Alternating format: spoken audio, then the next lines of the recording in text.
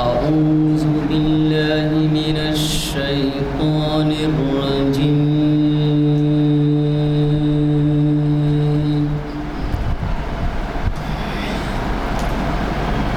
بسم الله الرحمن الرحيم.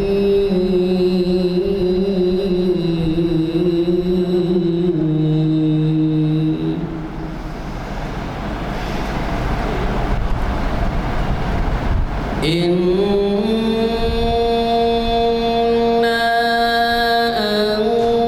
أنزلناه في ليلة القدر وما أدراك ما ليلة القدر. ليلة القدر خير من ألف شهر. تنزل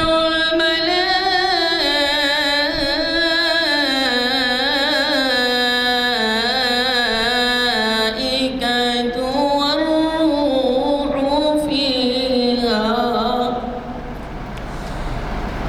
والروح فيها بإذن ربهم من كل أمر. سلام هي حتى مطلع الفجر. صدق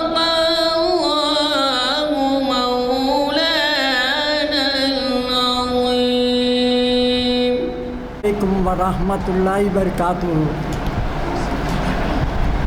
بزرگوں، دوستوں، ساتھیوں اور ہمارے مسلم اور سامعین جلسہ، آپ تمام کو جیسا کہ معلوم ہے آج کا لیکچر خصوصی لیکچر ہے. الحمدللہ 1000واں لیکچر آج کمپلیٹ ہو رہا ہے اور خوشی کی بات یہ ہے کہ آج کا لیکچر ہمارے ڈاکٹر ایاز الشیخ صاحب کی طرف سے ہو رہا ہے. تاریخ اسلام کا لیکچر ہے اور عنوان بھی بڑا بہترین ہے. شہید ٹیپو سلطان ایک عظیم حکمران اور مدبر. آج کا لیکچر ہے 27 مئی ہے، 6 ذی القعدہ ہے، ہفتے کا روز ہے، کانفرنس ہال میں ہے. الحمدللہ حسب معمول آپ جو ہے اپنا لیکچر سے ہم کو محظوظ کریں گے، ہمارے کو سماعت کرائیں گے. ہم لوگ جو ہے اس سے مستفید ہوئیں گے اور ٹائم ہے اس کے بعد میں وہ خصوصی پروگرام کا عمل آنے آئے گا تاکہ اور مہمان آنے والے ہیں. آپ ابھی فرمائے ہیں کہ یہ ٹاپک بہت اچھا ہے. ان کو کئی جگہ سے فون بھی آئے ہیں کہ جو ہے لیکچر بہت اچھا ہے، اچھا وہ کریے بولیں. تو الحمدللہ وہ ہوگا. جب کچھ مہمان آ جائیں گے اس کے بعد میں پھر دوسرا پروگرام جو خصوصی پروگرام ہے وہ عمل میں لایا جائے گا. تو میں ہمارے آج کے مقرر محترم جناب ایاز الشیخ صاحب سے گزارش کرتا ہوں کہ وہ باعث بنائیں اور ہم سب کو مستفید فرمائے اپنے ذرعی معلومات سے. جی بسم اللہ الرحمن الرحیم. تمام تعریفیں اس خدائے وحدہ بزرگ و برتر کے لیے سزاوار ہے کہ جس نے الرحمن الرحیم درود و سلام تاجدار مدینہ حضرت محمد مصطفیٰ صلی اللہ علیہ وسلم پر.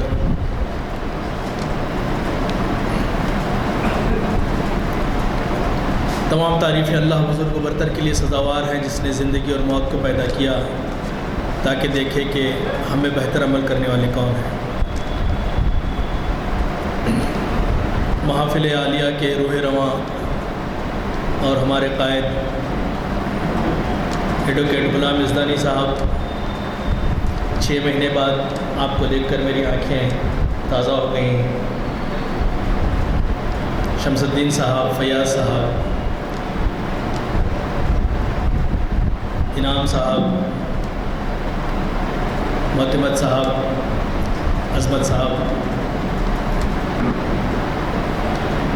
اور تمام ذمہ داران محافل عالیہ و مسجد عالیہ، آپ تمام شرکائے محفل یوٹیوب اور انٹرنیٹ کے ذریعے سے دیکھنے اور سننے والے ناظرین و سامعین کی خدمت میں السلام علیکم ورحمۃ اللہ وبرکاتہ۔ تقریباً 6 مہینے بعد میری واپسی ہوئی ہے محافل میں۔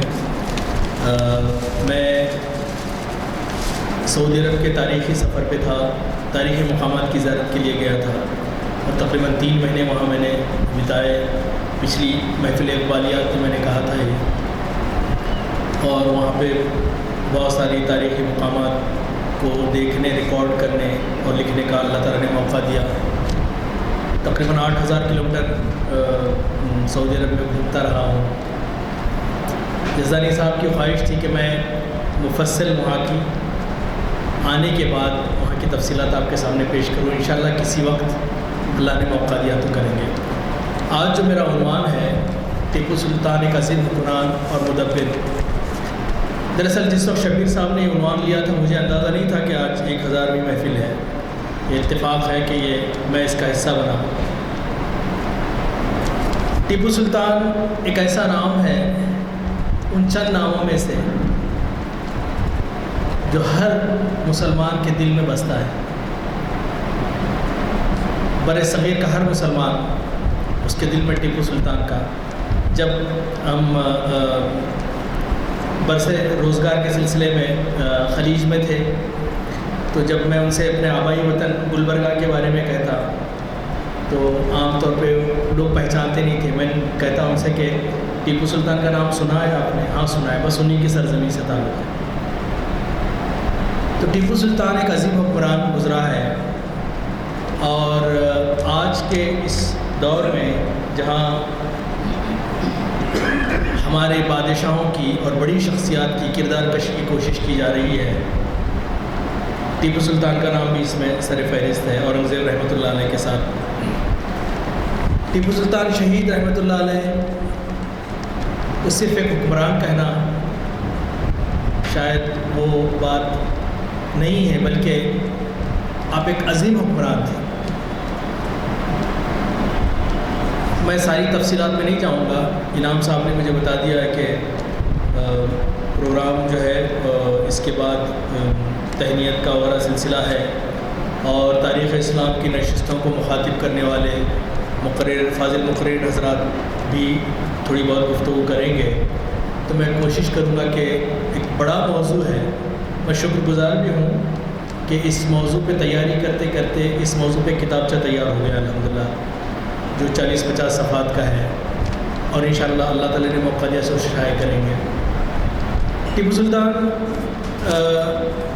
شہید ٹیپو سلطان رحمۃ اللہ علیہ یہ 20 نومبر 1750 سے پیدا ہوئی، اور آپ کی شہادت 4 مئی 1799 میں ہوئی۔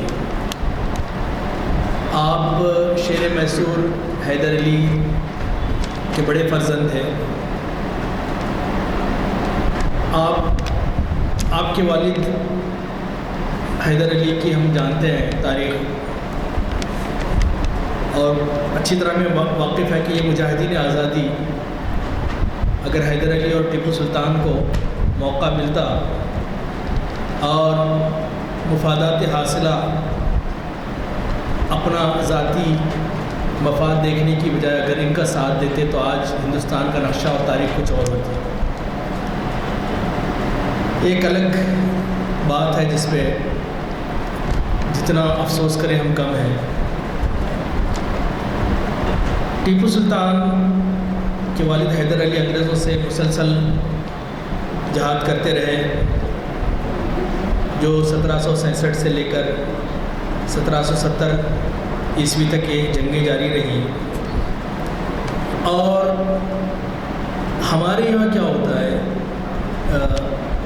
افسوس ہمارے اس معاشرے کی بات ہے جسے میں بھی شامل ہوں، کہ ہمارا بچہ بہت دنوں تک بچہ رہتا ہے، یہاں تک کہ اس کا رشتہ بھی دیکھ رہے ہیں تو کہتے ہیں کہ بچے کے لیے رشتہ دیکھ رہے ہیں، حالانکہ وہ جوان ہو چکا ہوتا ہے۔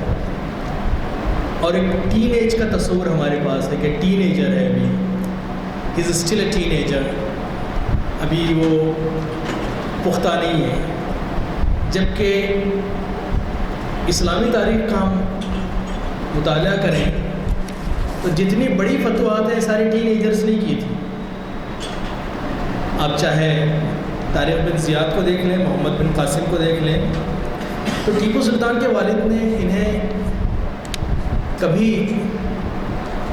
اس بات کا موقع نہیں دیا کہ وہ اپنا وقت غیر معقول کھیلوں میں، ایسے کھیل جن سے صحت بنتی ہے، ہمت پیدا ہوتی ہے، تیر اندازی ہے، گھوڑ سواری ہے، نیزہ بازی ہے، تیراکی ہے، اسلام نے تو اسے اپریشیٹ کیا ہے، بہت زیادہ انکریج کیا ہے، لیکن ایسے کھیل لایانی کھیل جس سے کہ کوئی فائدہ نہیں ہوتا، اسلام، میں حلال و حرام کے چکر میں نہیں جا رہا ہوں، علماء کرام یہاں پہ ہیں، لیکن اسے بہت زیادہ اس کو پسند نہیں کیا گیا ہے۔ تو ٹیپو سلطان کے والد نے ان کی تربیت عسکری انداز میں کی، اور جسمانی طور پر بہت مضبوط اور دلیر اور لڑاکا تھے۔ عام طور پہ شہزادوں کی جو سٹوریز ہمارے سامنے آتی ہیں کہ وہ ان کے ناز و نام میں ان کی پرورش ہو رہی ہے، اور ان کو بڑا ان کو لاڑ و پیار مل رہا ہے، اور خادمائیں ہیں، اور ان کے لیے یہ ہوا ہوگا، ہم جانتے ہیں تاریخ میں، لیکن کچھ شخصیات ایسی ہیں جس میں ٹیپو سلطان ہے کہ جن کی پرورش جفا کشی، میدان اور لوہے کے ساتھ ہوئی۔ لوہے کے ساتھ مطلب یہ کہ آپ نے بچپن ہی سے تیر اندازی، تلوار اور دیگر جو حربی جو علوم اور فنون تھے اس پہ آپ نے، میرے خیال میں آواز تھوڑی اونچی کر لوں گا، آپ کا مائک پرابلم کر رہا ہے، اب میں رک نہیں سکتا مائک کے لیے۔ تو میں یہ بتا رہا تھا کہ اس طرح سے ان کی جفا کشی میں پرورش ہوئی، یہاں تک کہ ان کے والد محترم حیدر علی نے کئی جنگوں میں ٹیپو سلطان کو قیادت دی کہ وہ آگے بڑھ کے مقابلہ کریں۔ تو جیسے اقبال نے بھی کہا ہے کہ ایک ہم ہی تھے مار کا آراؤں میں، خشکیوں میں کبھی لڑتے کبھی دریاؤں میں، دی اذانیں کبھی یورپ کے کلیساؤں میں، کبھی افریقہ کے تپتے ہوئے صحراؤں میں، شان آنکھوں میں نے جستی تھی جہاں داروں کی، کلمہ پڑھتے رہے ہم چھاؤں میں تلواروں کی۔ میں بھی خوش ہو رہا ہوں، آپ بھی خوش ہو رہے ہیں، لیکن تھے تو آبا وہ تمہارے ہی، مگر تم کیا ہو، ہاتھ پر ہاتھ درے منتظر فردا ہو۔ تو ٹیپو سلطان کی پرورش اس انداز سے ہوئی، آپ جنگوں کا حصہ رہے۔ پھر 1782 میں حیدر علی کا انتقال ہو گیا اللہ کی مشیت سے، اور اس کے بعد 1782 میں ٹیپو سلطان کو تخت پر بٹھایا گیا۔ ٹیپو سلطان کی سلطنت 80,000 مربع میل جبکہ فوج 88,000 نفوس پر مشتمل تھی۔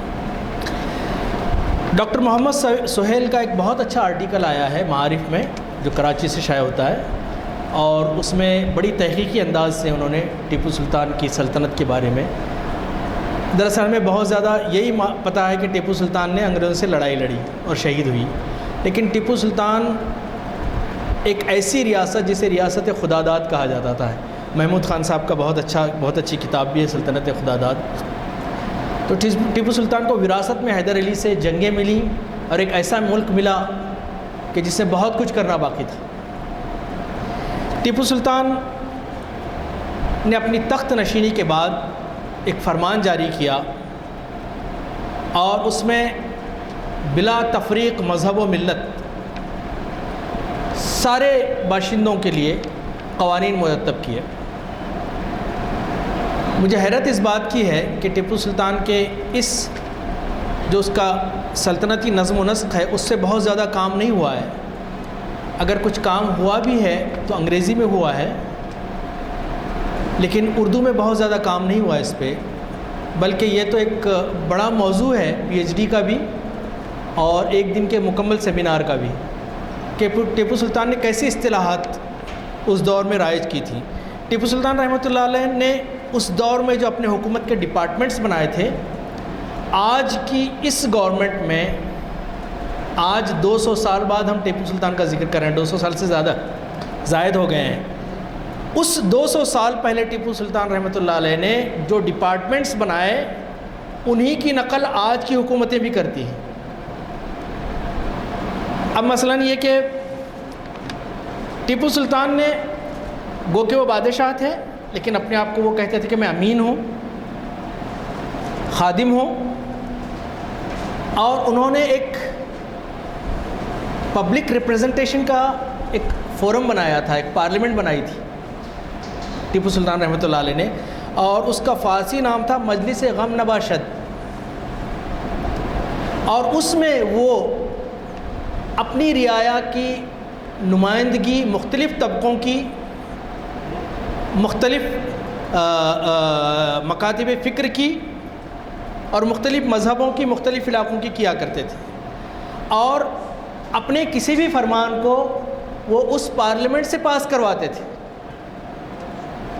ورنہ ایک بادشاہ کے زبان سے نکلا ہوا ہر لفظ قانون ہے کہتے ہیں، بلکہ آج تو جمہوری میں بھی جو ڈکٹیٹر بنے ہوئے ہیں ان کی زبان سے بھی نکلا ہوا ہر لفظ قانون ہے، ان کی مخالفت کیجیے آپ غدار قرار پائیں گے۔ ٹیپو سلطان نے یہ اس پارلیمنٹ کے ذریعے سے اپنے سارے جو اس کے جو حکم ہوتے تھے اس کی توثیق کراتے تھے، اور پھر انہوں نے 2 کانسٹیٹیوشنز بنائے، ایک ملٹری کے لیے کہ ملٹری کا جو اس کو ٹیپو سلطان کا جو ملٹری کا جو سیٹ اپ تھا، اور انہوں نے جس انداز سے اپنی ملٹری کو منظم انداز سے ترتیب دیا تھا، اس پہ تو ایک انگریز نے کتاب بھی لکھی ہے، میں نام بھول رہا ہوں اس کا، ایک کتاب بھی لکھی ہے اس پہ کہ اس نے کس طرح سے ملٹری کو اپنے ڈیوائیڈ کیا تھا، کس طرح سے اچھا ٹیپو سلطان کا ایک خاص بات یہ تھی کہ عام طور پہ ہمارے ادارے یا ہماری تنظیمیں، شاید میں سخت الفاظ بول رہا ہوں، الا ماشاء اللہ اچھی بھی ہوں گے، لیکن ریہیبلیٹیشن سینٹرز ہیں، بسایا جاتا ہے ان کو لا کے، جبکہ ٹیپو سلطان اور نبی کریم صلی اللہ علیہ وسلم کی سنت یہ ہے کہ right person for the right job, چاہے آپ جتنے متقی ہوں آپ کے اندر صلاحیت نہیں ہے تو آپ اس قابل نہیں ہیں۔ ایک بندہ جسے تیرنا نہیں آتا ہو اسے سمندر کا لائف گارڈ مقرر نہیں کیا جا سکتا۔ اب ٹیپو سلطان رحمۃ اللہ علیہ نے، میں اپنے وقت پہ ختم کر دوں گا انشاءاللہ، پریشان مت ہوئیے، مجھے وقت ہے، اس کا احساس ہے مجھے، بلکہ یہ تو 1.5-2 گھنٹے کا موضوع تھا، مجھے بڑا سمیٹنا پڑ رہا ہے اور میں اس قابل نہیں ہوں کہ سمندر کو کوزے میں سما سکوں۔ ٹیپو سلطان نے ایک یونیورسٹی بھی ہاں تو اس نے دو کنسٹیٹیوشنز بنائے، ایک ملٹری کے لیے اور ایک عوام کے لیے، آئین بنائے، اور ٹیپو سلطان کا یہ تھا کہ آؤٹ سورسنگ جسے آج کہا جاتا ہے، تو ٹیپو سلطان نے آؤٹ سورسنگ کی تھی فرانس سے، عالم عرب سے، یورپ سے، کہ اس کے ایکسپرٹس آئیں اور یہاں کے لوگوں کو سکھائیں وہ چیزیں۔ ٹیپو سلطان کے اندر مذہبی جذبہ بھی کوٹ کوٹ کر بھرا ہوا تھا، سچا اور راسخ العقیدہ مسلمان تھا، وہ ایسا مسلمان نہیں تھا کہ بس نام کا ایسا نہیں تھا، بلکہ شاید ہی کوئی نماز اس کی قضا ہوئی ہو، اور وہ اپنے دن کا آغاز تلاوت کلام پاک سے کرتے، اور ایک خیر ان کی مذہبیت سے مجھے یہاں پہ بہت زیادہ گفتگو نہیں کرنا، بہت مذہبی ہیں، اس کے باوجود اپنی رعایا کو کبھی انہوں نے ہندو، مسلم یا عیسائی کی نظر سے نہیں دیکھا، بلکہ ان سب کو ایک نظر سے دیکھا۔ مراٹھوں نے جب حملہ کیا تھا، سردار رگھوناتھ راؤ جو مراٹھوں کا تھا، 1791 میں اس نے حملہ کیا تھا سری نگری کے مندر پہ اور لوٹ کر لے گئے تھے مال، تو وہاں کے پجاری نے ٹیپو سلطان کو لکھا، تو ٹیپو سلطان بہت غصہ ہوئے، اور ٹیپو سلطان اور وہاں کے جو چیف مہنت ہیں ان کے درمیان خط و کتابت ہوئی ہے، اور اس کے 30 لیٹرز آج بھی میسور کی لائبریری میں موجود ہیں۔ ٹیپو سلطان نے اس میں کہا تھا کہ وہ لوگ جنہوں نے اس مقام کے خلاف یہ گندا اور بہیمانہ اقدام کیا ہے وہ یقیناً اپنے اس گناہ کا خمیازہ بہت جلد اٹھائیں گے اور میرے غضب کا شکار ہوں گے۔ ٹیپو سلطان نے پہلی مرتبہ سینسس کروائی، مردم شماری کروائی، کاسٹ بیس پہ، ریجنز بیس پہ، اور even to the extent of آج کل جیسے کہتے ہیں نا کہ معاشی طور پہ بیکورڈ یا بلو پاورڈ BPL کا جو ہے، ٹیپو سلطان نے اس کی بھی کروائی اور وظیفے مقرر کروائے۔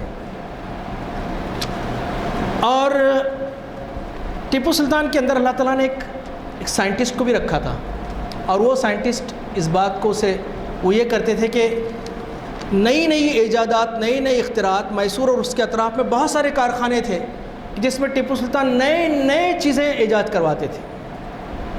آج بھی ساری دنیا تسلیم کرتی ہے کہ راکٹ اور میزائل کے بانی ٹیپو سلطان ہیں۔ ٹیپو سلطان کا ایک بڑا کارنامہ جسے انگریزوں نے بڑا پسند کیا وہ یہ تھا کہ بڑے جو جہاز ہوتے ہیں، نیوی ہوتی ہے، اس کے جو پیندے ہیں، جو تلے ہیں، عام طور پہ لوہے کے بنتے تھے، لیکن بسا اوقات سمندر کی مقناطیسی چٹانیں انہیں اپنی طرف کھینچ لیتی، اور دوسری طرف یہ ہوتا تھا کہ کوروجن، زنگ لگ کے ان میں سوراخ پیدا ہوتا تھا۔ ٹیپو سلطان نے اسٹڈی کروائی اور تانبے کے ذریعے سے ایک الوائے بنایا اور کہا کہ تانبے کے پیندے بنائے جائیں تاکہ اسے زنگ نہ لگے اور وہ جہاز ڈوبے نہ۔ اور اس چیز کو بعد میں ساری دنیا کی نیوی نے، بہت سے ممالک کی ترقی یافتہ انہوں نے اس کو ایکسیپٹ کیا۔ ٹیپو سلطان جہاز سازی کے بڑے ماہر تھے اور انہوں نے بڑے بڑے جہاز بنائے، اور کہا جاتا ہے کہ آپ کے جہازوں کی تعداد کبھی بتاتے ہیں کہ 600 تھی چھوٹے جہازوں کی، بڑے جہازوں کی تعداد 200 تھی۔ ٹیپو سلطان کا ایک بڑا کارنامہ ہے کہ عام طور پر جتنے بادشاہ تھے زمینی فوج ہوا کرتی تھی، پیادہ دستے ہوئے کرتے تھے جو لڑتے تھے۔ ٹیپو سلطان نے پہلی مرتبہ نیوی کی طرف بہت توجہ the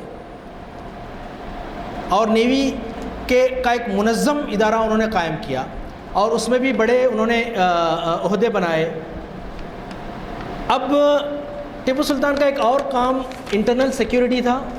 internal security Tipu Sultan کی اتنی زبردست تھی کہ اگر کسی جگہ چوری ہو جاتی تو وہاں کا جو صوبے دار تھا پولیس کا، اگر وہ چور کو نہ پکڑے تو اس کی تنخواہ سے وہ پیسے کٹ ہوتے تھے۔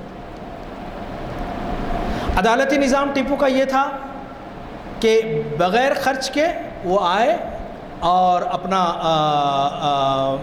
کیس پیش کرے، اور مقامی قاضی یا مقامی جیوری آج امریکہ استعمال کر رہا ہے، یہ ٹیپو سلطان استعمال کرتا تھا کہ شہر کے معززین بھی فیصلے میں شامل ہوتے تھے، اور اس میں اگر وہ اس سے متفق نہ ہو، اطمینان نہ ہو، تو پھر وہ انہیں اس بات کی اجازت تھی کہ وہ عدالت عالیہ کی طرف جائیں۔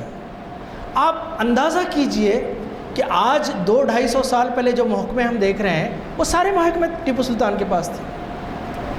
فرانس میں صنعتی انقلاب آیا، مساوات ہوئی، فرانسیسیوں سے چونکہ ٹیپو کے بہت اچھے تعلقات تھے، اور ٹیپو سلطان کی جو زبانیں تھیں وہ فرانسیسی جانتے تھے، وہ انگریزی جانتے تھے، اس کے علاوہ عربی اور فارسی جانتے تھے، کنڑی زبان پہ انہیں عبور حاصل تھا، باوجود کہ کنڑی ان کی مادری زبان نہیں تھی، لیکن دفتر کی ساری کارروائی کنڑی زبان میں ہوتی تھی، اور فارسی اور کنڑی زبان میں فرمان لکھے جاتے تھے۔ اس کے علاوہ آپ کو تھوڑی تیلگو، مراٹھی اور ملباری زبان کا بھی آپ کو یہ تھا۔ آپ کا ذاتی کتب خانہ تھا جس میں بعض کہتے ہیں 2000، بعض کہتے ہیں 10,000 کتابیں تھیں، اور ٹیپو سلطان اپنے وقت کا ایک بڑا حصہ مطالعے میں گزارتے تھے۔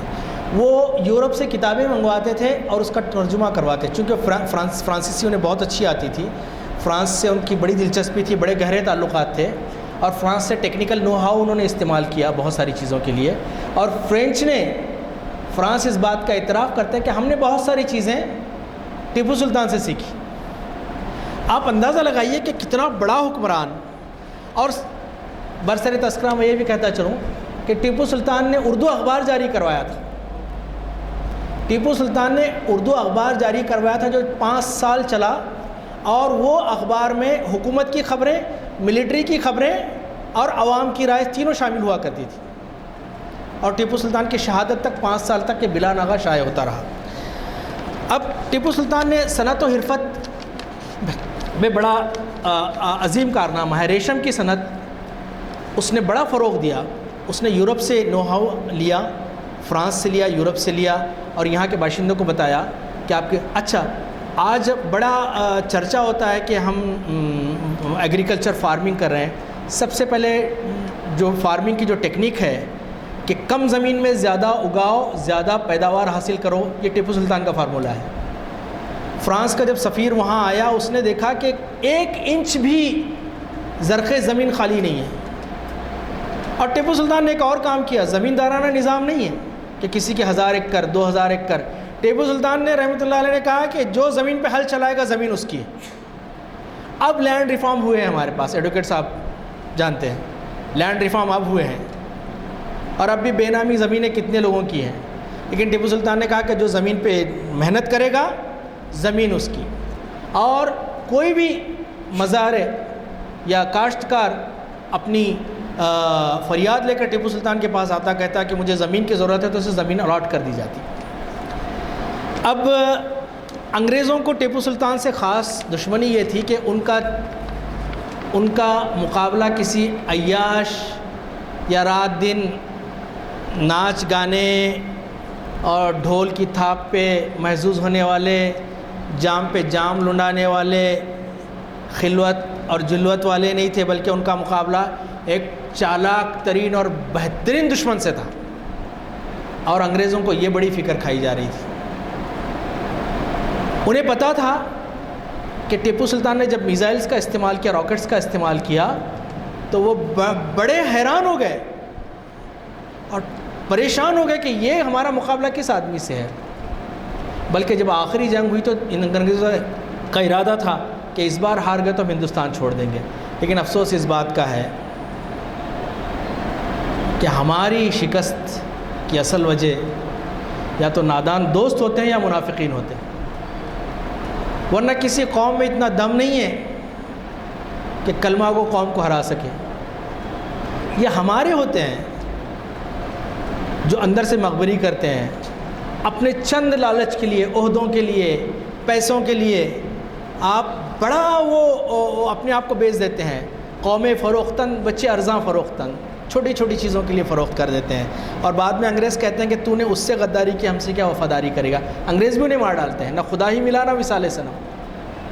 تو ٹیپو سلطان رحمۃ اللہ علیہ کے بہت سارے کام ہیں، اور آپ نے خاص طور پہ ایک اور کام کیا تھا۔ آج فورن ڈائریکٹ انویسٹمنٹ کی بڑی بات کی جاتی ہے، FDI، ایڈوکیٹ صاحب FDI کی بڑی بات کی جاتی ہے، بلکہ ملکوں کے دورے کرتے ہیں کہ FDI لائی جائے۔ اس زمانے میں ٹیپو سلطان رحمۃ اللہ علیہ نے مسلم ممالک کو جو متمول تھے، ترکی، مراکش، افریقہ کے دوسرے ممالک، یہاں تک کہ شرق بعید کے ممالک کو بھی اپنے سفیر بھیجے اور کہا کہ انویسٹمنٹ کریں ہمارے یہاں آ کر، ہم آپ کو ٹیکس فری زون دیتے ہیں۔ اور وہ لوگ آئے، انہوں نے وہاں پہ کی، یہاں تک کہ چینیوں کا ایک بڑا مرکز وہاں پہ بنا دیا تھا، اور چینیوں نے شکایت کی کہ ہمارے جہاز سلامت نہیں رہتے، آتے وقت ملابار پہ ڈاکو لوٹ لیتے ہیں، تو ان کے لیے خاص ایک گارڈ تشکیل دیا کہ ان کی تجارت، تو چینی تاجر وہاں آیا کرتے تھے۔ اب ٹیپو سلطان سے انگریزوں کی دشمنی، میں نے جس سے بتایا کہ ایک بہادر دشمن تھا۔ اب میرے پاس موقع نہیں ہے کہ میں ساری چیزیں اور سارے واقعات بیان کروں، بس یہ کہنا چاہوں گا کہ عربی میں ایک مقولہ ہے کہ خوبی وہ ہے جس کا اعتراف دشمن کرے۔ تو انگریزوں کے ایک بے انتہا متعصب ہسٹورین ہیں، ان کا کیپٹن تھے، ان کا نام تھا کیپٹن لٹل۔ اس نے میسور کی تیسری جنگوں میں حصہ لیا۔ اپنی یادداشت میں لکھتا ہے کہ ٹیپو سلطان سے متعلق بہت ساری افواہیں سنی جاتی ہیں، وہ ایک جابر و ظالم حکمران ہے جس کی وجہ سے اس کی تمام رعایا اس سے بیزار ہے، لیکن جب ہم اس کے ملک میں داخل ہوئے تو دیکھا کہ صنعت و حرفت کی روز افزوں ترقی کی وجہ سے نئے نئے شہر آباد ہو رہے ہیں، رعایا اپنے کاموں میں مصروف و منہمک ہے، زمین کا کوئی حصہ بنجر نظر نہیں آتا، قابل کاشت زمین جس قدر مل سکتی ہے اس پر کھیتیاں لہرا رہی ہیں، 1 इंच भी ज़मीन बेकार नहीं पाई गई। रियाया और फ़ौज के दिल में बादशाह का एहतराम बदर्ज अतम मौजूद है। फ़ौज की तंजीम और इसके हथियारों को देखते हुए कहा जा सकता है कि ये यूरोप के किसी महज़िब मुल्क की फ़ौज की फ़ौज से पीछे नहीं है। तो आप अंदाज़ा कर सकते हैं कि टीपू सुल्तान ने क्या कुछ नहीं किया। अंग्रेज़ों की टीपू सुल्तान से इतनी दुश्मनी थी कि उन्होंने गद्दार तलाश किए और बाद में टीपू सुल्तान को जब शिकस्त हुई, हालांकि वो शिकस्त दुनियावी शिकस्त है, अंग्रेज़ शिकस्त खा गया था। अगर आज टीपू को शिकस्त होती तो इस वक्त मैं इस पर लेक्चर नहीं दे रहा होता, बल्कि टीपू फातेह था। मुझे भी दरपेश है करबला, मेरा सर भी उछलना चाहता है। तो ये टीपू सुल्तान का था और उन्होंने बहरहाल अपनी जंगें लड़ी और आखिरी जंग में जब अपने गद्दारों ने दरवाज़ा खोल दिया और जब मैं टीपू सुल्तान के मज़ार पे गया और जब मैं वहाँ पहुँचा आज से 10 साल पहले, और मुझ पे कपकपाहट तारी हो गई कि वाकई एक शहीद का मज़ार है। एक रौब आज भी कोई वहाँ जाए तो महसूस करेंगे कि एक शहीद का मज़ार है। और टीपू सुल्तान को उनके फ्रांसीसी जो मुशीर था उसने कहा कि मैं आपको यहाँ से देवदुर्ग लेके चला जाता हूँ पीछे रास्ते से। तो उसने कहा कि नहीं, मैं कश्ती का जहाज़ का कप्तान हूँ और जहाज़ का कप्तान सबसे आखिरी मरतबा उतरता है। मैं अपनी जान दे दूँगा, अपनी कौम को छोड़ के नहीं जाऊँगा। टीपू सुल्तान का मकाला मशहूर है कि गीदड़ की 100 साला ज़िंदगी शेर की 1 दिन की ज़िंदगी के बराबर है। कई लोगों ने थी जो अपनी जान माल की अमान ले लिया, आज तारीख़ उन्हें याद नहीं करती।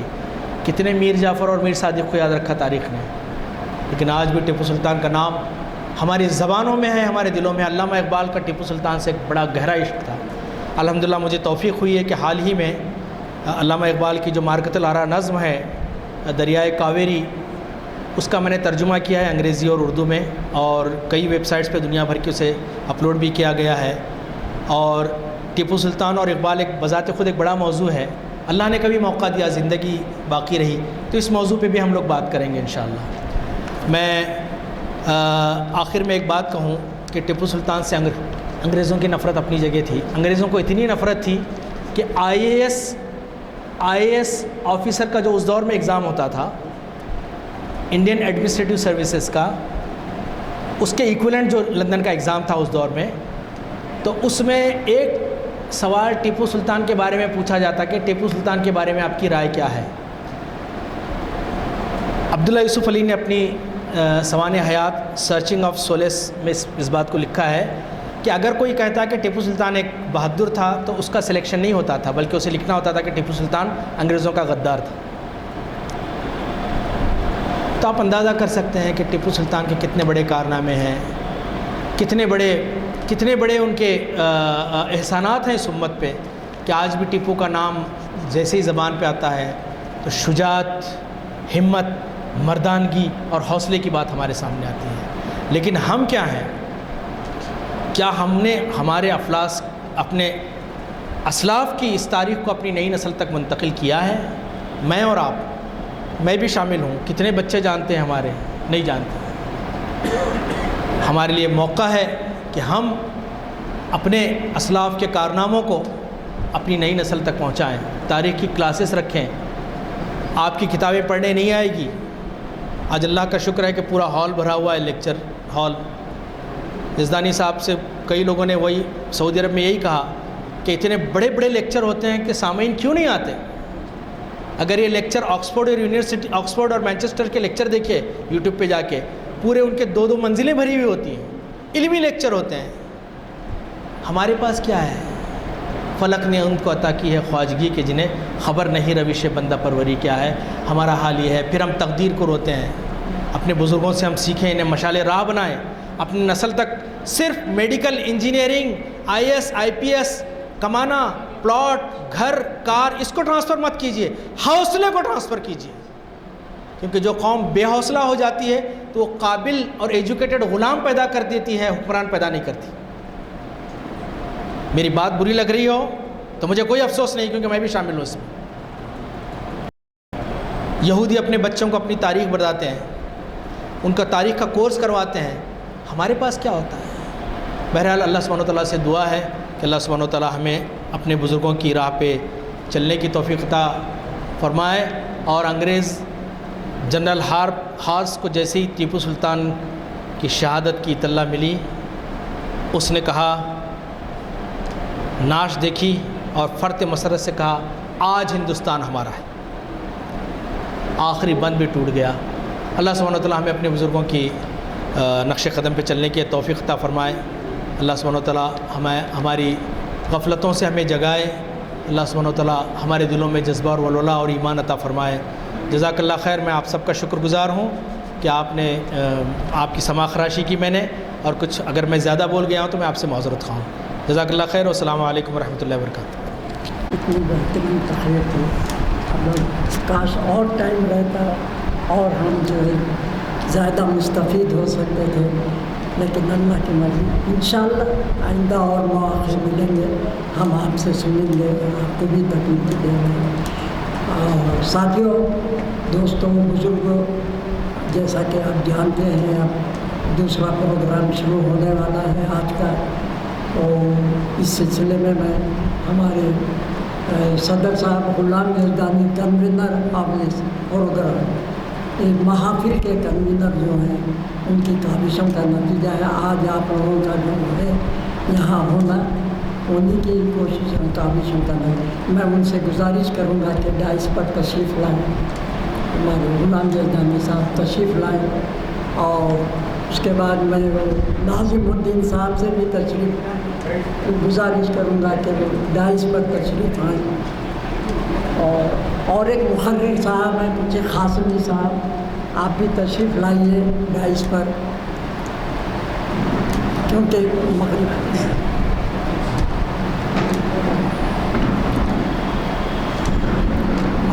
ایک بہت زبردست کیپسول بنا دیا جہاں اپنی تقریر کا اتنا بڑا تھا اس میں، لیکن اس کو بہت ہی اس میں ادھر آئیے تشریف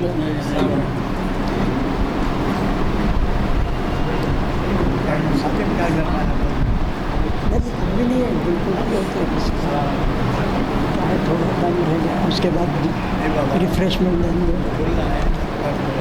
ہاں یہ لوگ تشریف لائیے. ہاں ابھی بہت الحمد للہ 20 منٹ میں 20% نہیں. آپ مطلب آپ کرنا چاہ رہے ہیں تو دیں گے، ٹھیک ہے.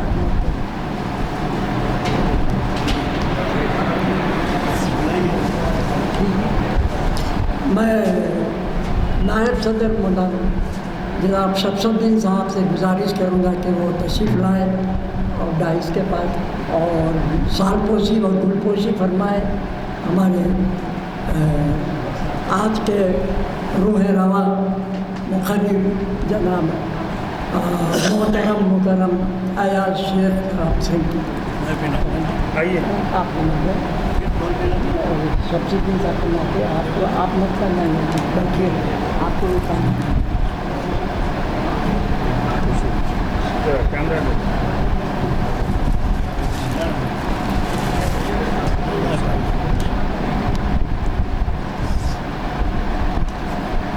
پہلے سال بعد میں فون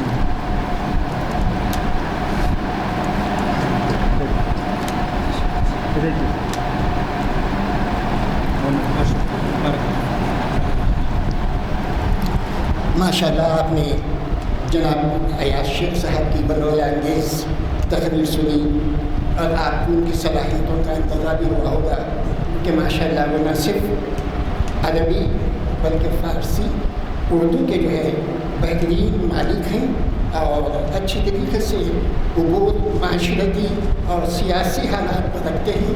اور آپ کا جو پیغام ہمارے لیے آج کے لیے ہے کہ وہ ہم اپنے نوجوانوں کو اپنی طرف متوجہ کریں اور ایسی محافل میں شرکت کرتے جائیں. اور یہی دیرینہ خواہش ہمارے صدر صاحب غلام یزدانی صاحب کی ہے کہ نوجوانوں کو ہم جتنا زیادہ راغب کر سکیں اسلام اور جو ہے دین کی طرف، وہ ہمارے لیے بہت بہتر ہے ہم آج اسی پیغام کو لیتے چلیں. جزاک اللہ خیر. بہت ہی معمولی ہے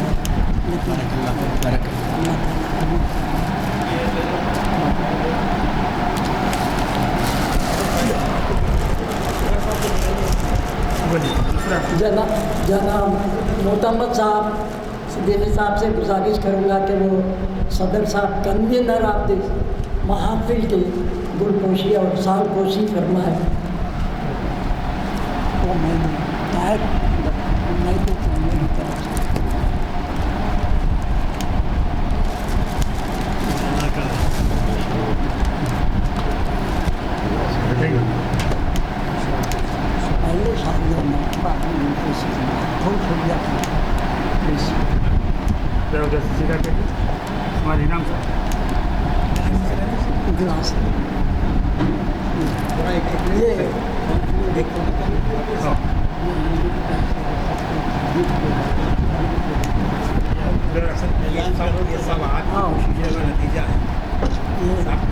یہ معمولی سا تحفہ ہے، کچھ بھی نہیں ہے، ایک چھوٹا سا کمپلیمنٹ ہے جو میری طرف سے میں تمام مہمانوں کو دے رہا ہوں.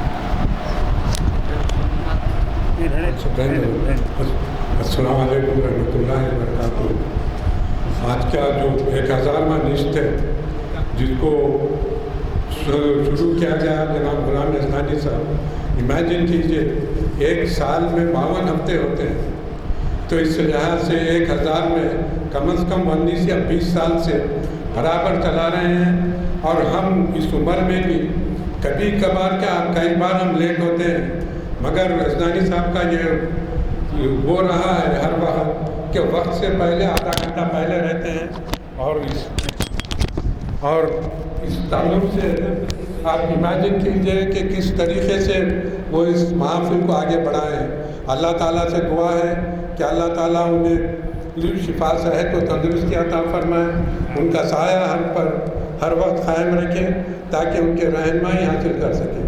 میں ادباً عثمانی صاحب سے گزارش کرتا ہوں کہ وہ کچھ الفاظ 1-2-3 الفاظ اس تعلق سے بیان فرمائیں. جناب غلام عثمانی صاحب.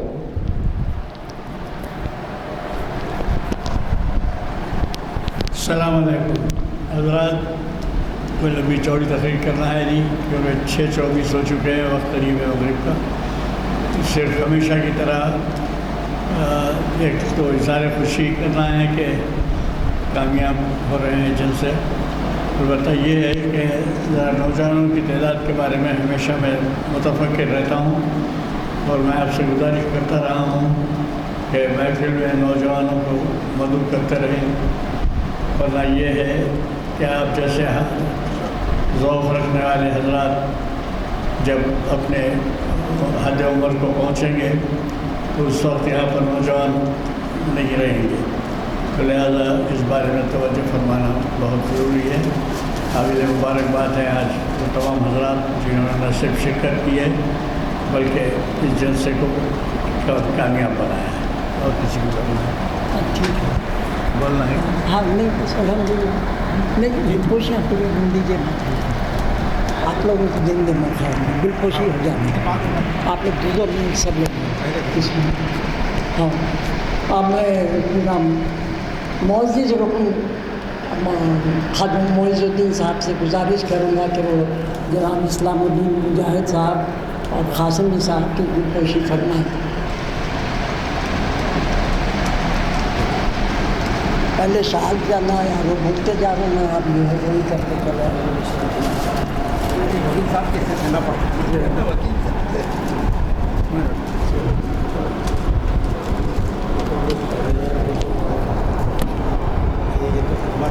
پہ جو ہے ماشاء اللہ نہیں ہوا کہاں سے بولا آتے کہ پیسہ مل جائے یہ آپ دیں. اچھا اچھا یہ ذرا دیں گے. ہاں آئے ہوئے لے لیں.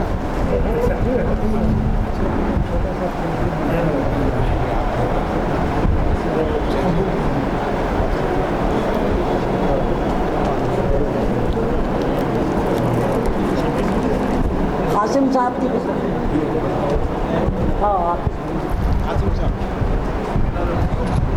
چلے جاؤ.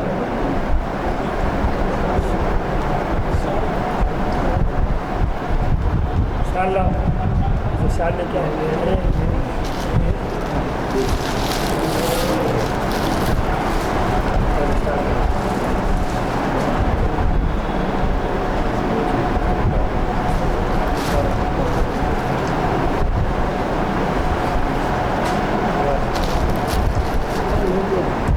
आबिद इस्लाम का 99 से शुरू हुआ नहीं 99 से 96 से हुआ था। शुक्रिया।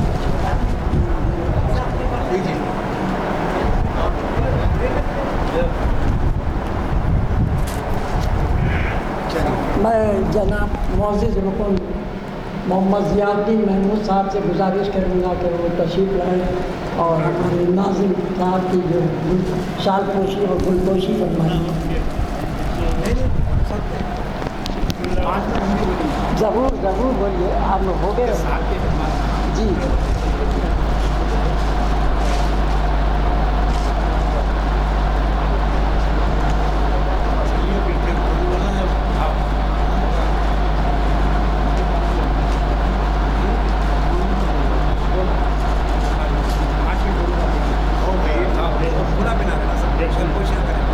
चलते रहते हो चलते रहते हैं।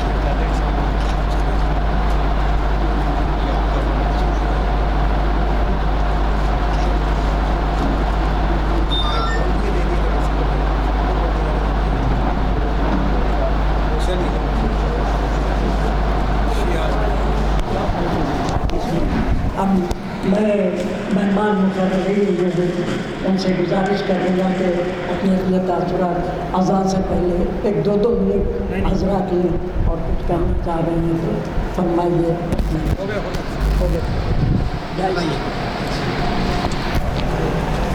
इमाम साहब कर ले लो हमारी 2-3 फ़ोटो अच्छे।